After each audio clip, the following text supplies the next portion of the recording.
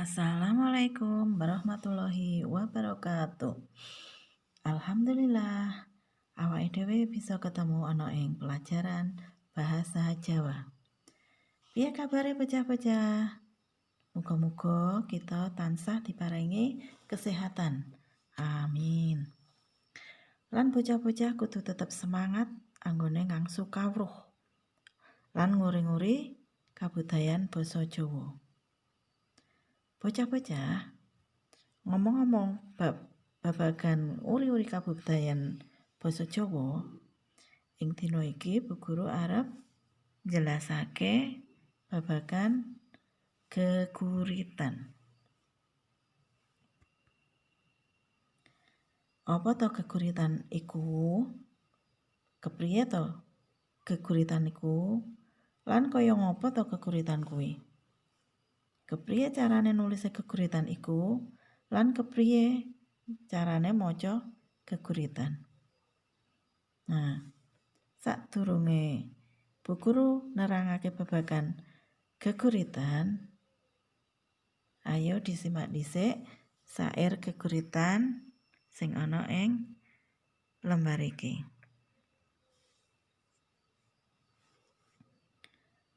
Ana ing kene sair geguritan kuwi sing ngarang geguritan yaiku Madya.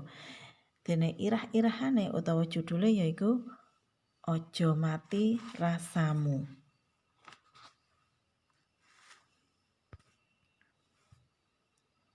Aja mati rasamu dening Madya. Sang Bagaskara ngungalake dayane. Nah, ing kene Bagaskara kuwi tegese yaiku srengenge. Dene ngungalake yaiku ngatonake. Jadi Sang Bagaskara ngungalake dayane, srengenge ngatonake kekuatane. Kaya-kaya manjing sak ndhuure embun-embun. Manjing kuwi mapan. Dene embun-embun perangan sirah ing sak ndhuure bathuk. Dadi panas banget.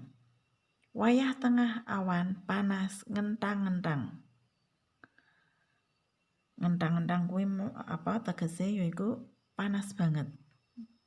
Aku mlaku sak pinggiratan mulih saka pawiyatan. Lah pas awan-awan panas-panas kuwi aku mulih sekolah. Katon simbah kakung ngeret kluthuk isi gabah. Kluthuk kuwi tegese gerobak cilik kang digeret dening wong. Nah, aku weruh ana simbah kakung lagi ngeret kluthuk sing isine gabah. Dayane kang wis sepuh, katon menggeh-menggeh. Sepuh kuwi tegese tuwa. Dene menggeh-menggeh kuwi ngunjal ambekan kanthi cepet. Dadi tegese kuwi Mbah Kakung ngeret kluthuk sing isine gabah. Amarga Mbah Kakung wis sepuh dadine menggeh-menggeh ambekane. Suku nglegena tanpa trompah. Suku kuwi kaki utawa sikil. Nglegena kuwi berarti tanpa apa-apa utawa ora nganggo apa-apa. Jadi kalau dalam bahasa Indonesia tanpa alas kaki. Krenggosan awet dalane munggah. Krenggosan kuwi ngetokake tenaga sing abot banget. Jadi dalane munggah simbah kakung ngeret kluthuk sing isine gabah.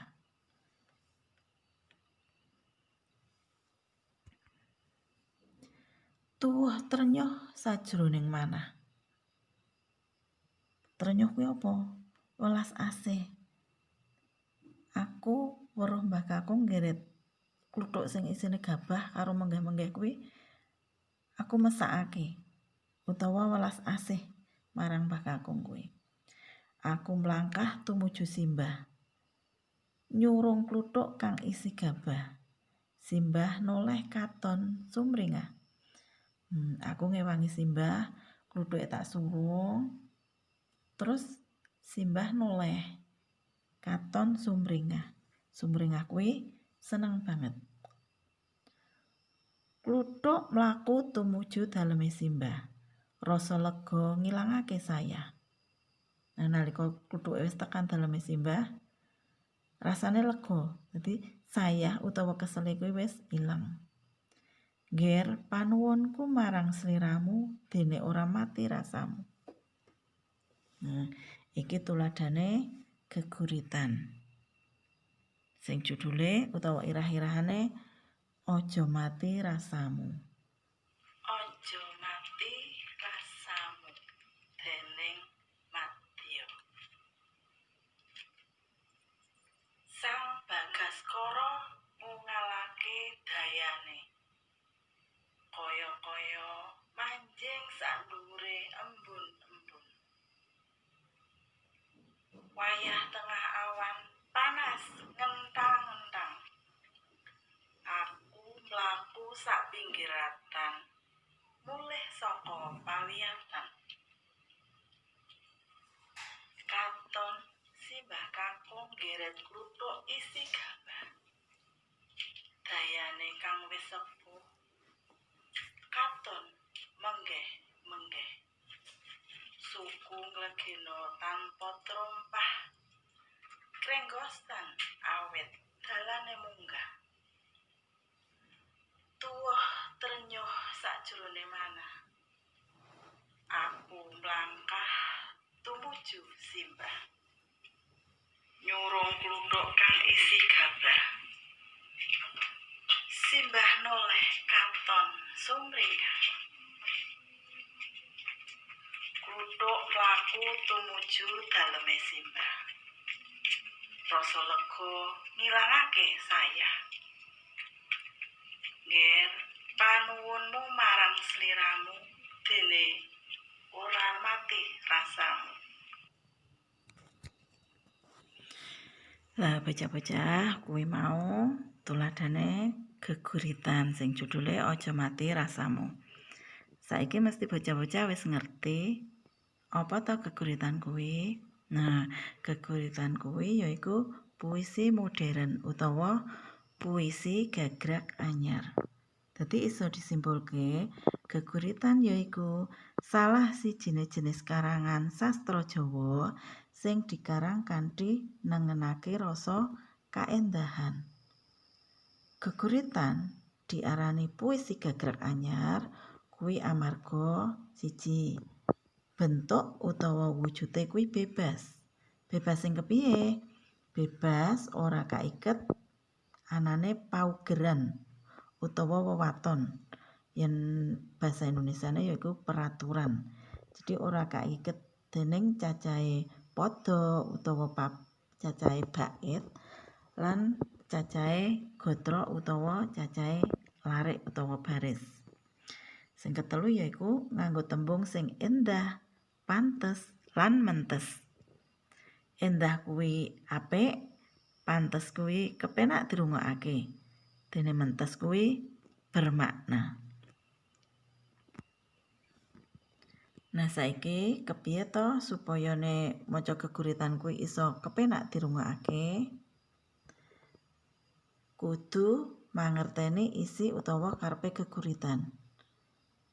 Yen wis ngerti karepe geguritan, kuwi mengko macane mesti bisa kepenak dirungokake.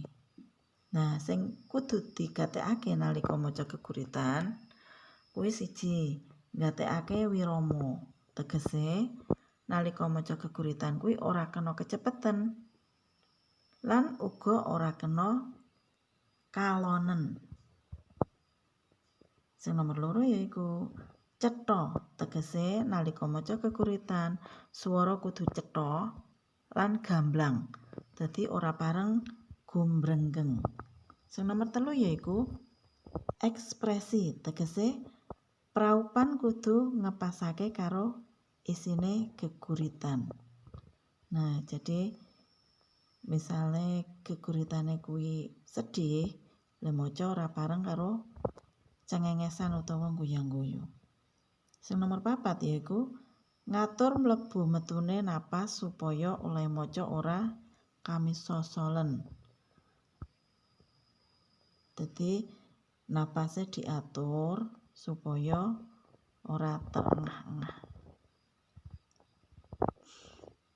Nah, dene babagan sing kudu digatekake nalika nulis geguritan supaya geguritan kuwi endah, yaiku nomor 1 tema lan judul. Jadi digolek isik temane. Temane kuwi bisa werna-werna. Tuladhane utawa contone kasarasan utawa tema olahraga lan tema sing lagi saiki ana ing donya yaiku corona kuwi ya bisa didadekake geguritan. Mengko nek wis temane ketemu banjur digawe judule. Sing nomor 2 yaiku imajinasi utawa pangangen-angen. Lha iku gunane kanggo ngrangkai tembung-tembung supaya dadi geguritan sing endah. Sing nomor 3 yaiku diksi utawa pamilihe tembung. Tembung-tembung sing digunakake dipilih tenanan supaya dadi tembung-tembung sing endah. Sing nomor 4 yaiku majas utawa gaya bahasa. Nganggo gaya bahasa supaya geguritane ku mau bisa kepenak dirungokake lan katon endah. Nah, kuwi mau babagan geguritan sing wis Bu Guru jelasake ana ing kene. Saiki bocah-bocah coba disimak tugase. Tugase yaiku coba wacanen geguritan kuwi mau kang irah-irahane utawa judule kuwi mau yaiku Aja Mati Rasamu.